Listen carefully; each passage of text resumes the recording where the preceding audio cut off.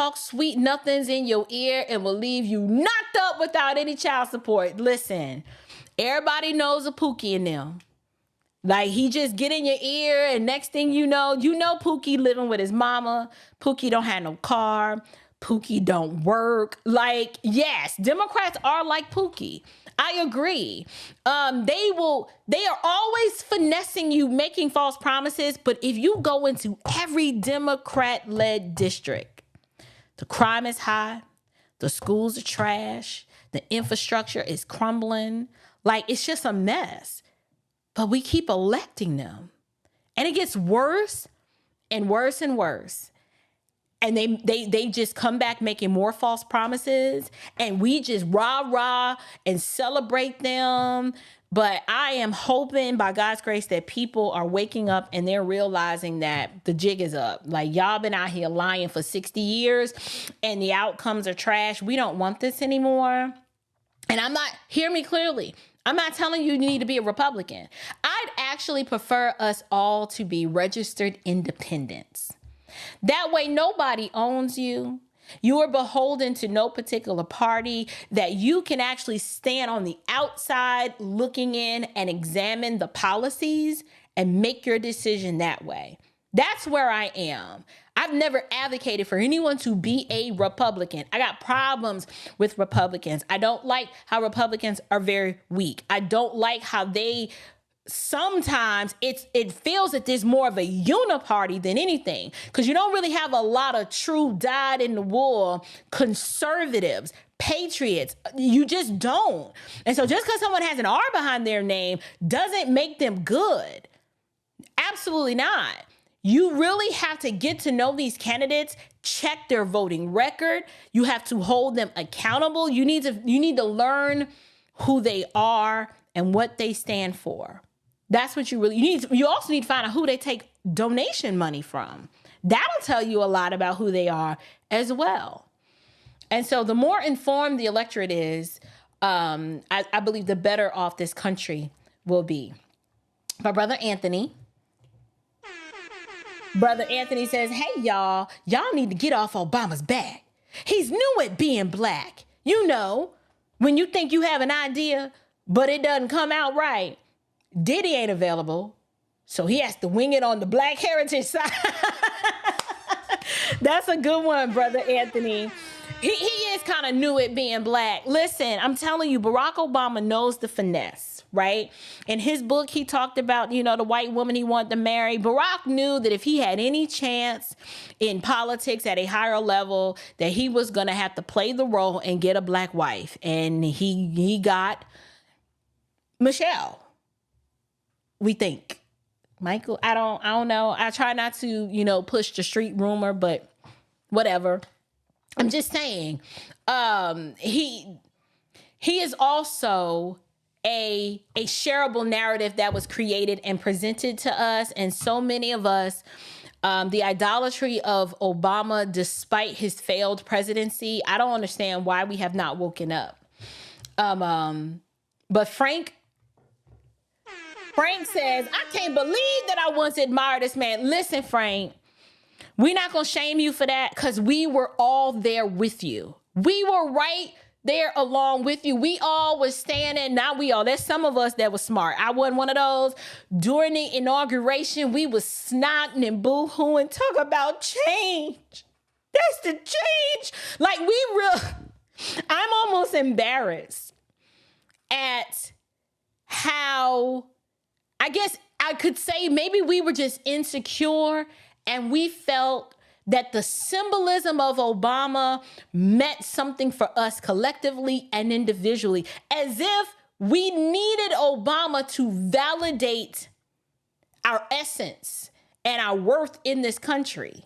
That's how many of us treated his presidency. And then after the confetti settled, right, after the streets were cleaned up after inauguration and he actually got into the office and we saw how he governed, we were like, oh, this is not good. Maybe we should have took a second look at the policies, because it seems as if this man has an affinity for sodomites. And everything he decides and pushes, it's to usher in more sexual perversion. I mean, the church got behind this man. Even if with his second term after it was already established that he was team LGBTQ. Church folks act like they didn't see that part. They act like that wasn't even important, and they still supported him anyway. That's how you know it's idolatry. This melanin worship, ethnic narcissism, like we had it real bad. And I want to introduce you guys some new merch that just dropped. As you can see here, I have this new mug. And it says, Unburden America from what has been by not voting Kamala Harris. So it's not just the mug. Oh no, we have hats. And it says, not voting for Kamala Harris. So listen, if you have issues and you don't want to rock a MAGA hat, I get it. People are crazy and you may have to fight for your life if you walk out with a MAGA hat on. But this is something you can rock. And it will be a wonderful conversation starter. Like you're going to get all sorts of looks and stares, especially if you're a black person and you wear this. Listen, I ain't never scared. And then that's not all. We have two shirt designs. So we have this one that matches the hat. This is a navy blue, not voting Kamala Harris, right? We got that one. So you can rock your hat and your shirt at the same time to make sure the message is very clear. So you can make sure Obama, this is like real loud and clear. So Obama can hear and the whole DNC can hear. Because it's time that they learn that we're not going to be guilted into doing what they want us to do and supporting people that don't have our best in. I'm gonna tell you what messed them up, this darn border. Had Kamala just did her job and secured the border, and honestly, she didn't even have to reinvent the wheel. All she had to do was keep Trump's policies in place, and they could have finished that wall. And to be fair, I believe most people in the middle and the never Trumpers, who they never Trump, but they can't be with Kamala, they would have admitted, at minimum, thrown their support behind her, because it would have at least demonstrated that she at least does care about the country and she secured the border. But she couldn't do that. She a communist. So they want a borderless nation. They want to bring in all of these other people who don't share our national identity. But had she just did her job with the border, she would have had a much better job of winning and possibly beating Trump. But, you know, that's too much like right. The link for this merch is in the description box. You can click that link. I have a special page created just for that. And go ahead and grab you some. I'm probably going to wear mine within the next week or two and take some pictures and share them on social media to really piss off the lefticals, because, you know, they all emotional and stuff when they see Negroes functioning in their freedom. Yeah, so that's what I'm going to do it. I'm going to do it to provoke them. They'll be all right. But you know what? It's time for us to do that. It's time for us to stop living in the shadows and being worried about what people think. We need to be concerned about what God thinks of us. Like, we need to be concerned about pleasing him and making sure that he's like, you know what? I'm pleased with you, because that's all that matters.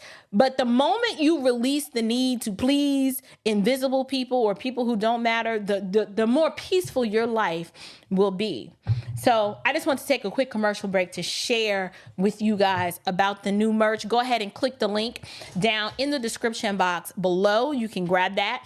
And we're going to go ahead and continue with this live reaction to the tongue lashing that Barack Obama tried to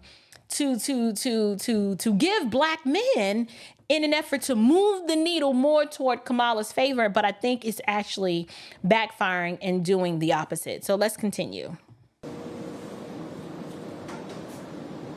And you're thinking about sitting out? I'm not. But, you know, cousin Pookie might be.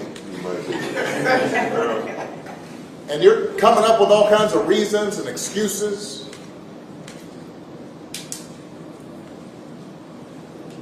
I've got a problem with that, because part of it makes me think, and I'm speaking to men directly now, part of it makes me think that, well, you just aren't feeling the idea of having a woman as president.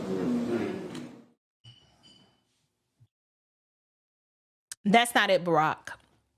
First of all, you having a problem with it is of no consequence to so many of us. Like, we don't care what you think. Your opinion is not valid here. This is our life. We're the ones. See, we know you got Martha's Vineyard, right? We know you got your little house up in Chicago. We know that you have plenty of money. You've made yourself plenty rich, selling your books and just doing your speeches and becoming independently wealthy after your presidency. But your opinion on this issue, it doesn't really mean much to us. Like, we don't care that you have a problem with it. Like, and I'm surprised that you said that as if that was supposed to do something. The issue is, it bothered me that he said, you guys, some of y'all are even sitting out and coming up with excuses. Barack, they're not excuses. These men have valid reasons that they can articulate as to why they're not with this woman. Your problem is you reject and don't accept it because you're not used to people functioning in their freedom. And the sooner you realize that, the sooner you recognize that we all don't think the same and we're all not going to get on code and just bow the knee to whatever it is that you want, the better off you will be.